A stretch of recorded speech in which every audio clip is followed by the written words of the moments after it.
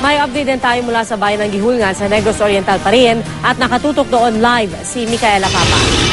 Mika? Yes, Pia, patuloy ang pagdating ng tulong mula sa iba't ibang grupo para sa mga nasalanta ng lindol dito sa bayan ng Gihulngan. Katunayan nga, kahapon itinayo na itong 40-foot tent na idinonate ng Philippine Red Cross. At kung makikita nyo naman, ito na yung ward nga sa isang ospital at kita nyo naman wala na sa damuhan yung ating mga pasyente dahil may kanya-kanya na silang mga kama. Bukod pa dyan, mayroon ng pader itong tent na ito upang hindi na sila malamukan at mahamugan. Pia, samantala kanina naman ay nagpaabot na ng tulong ang ating GMA Kapuso Foundation sa mga ating kababayan dito sa bayan ng Gihulngan.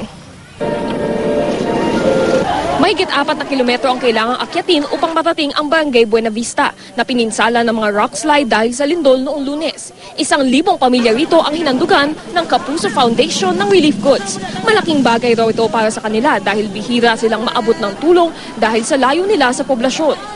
3 kilometro naman ang layo sa Barangay Buena Vista ng Barangay Magsaysay. Daang-daang pamilya ang nakapila rito para sa inaasahang tulong. Bakas sa mukha nila ang lungkot at desperasyon. Nasawi sa lindol ang bunso ni Flora. Ngayon, gutom naman ang kalaban ng dalawa niyang nakaligtas na anak.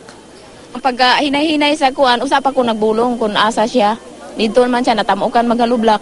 Bulos juga ay pagkaon diri. Kaysa sila yung bababa, pagdating sa baba, wala na sila natatanggap. So, gano'n naman ang Kapuso kung saan yung hindi pa naabot, yun talaga yung inaabot natin para mabigyan ng tulong. Ang ginang na ito naman na namaga ang kamay matapos mabagsakan ng debris, dinala namin sa ospital sa poblasyon. Pia, nagsagawa naman kahapon ng medical mission ng ating mga kasamahan mula sa GMA Cebu at ginawa nga nila ito sa mga barangay ng Calamba at Humay-Humay. Samantala, nagpapagawa na rin ng kabaong ang pamahalaang lungsod para sa mga nasawi. Pia? Maraming salamat, Micaela Papa.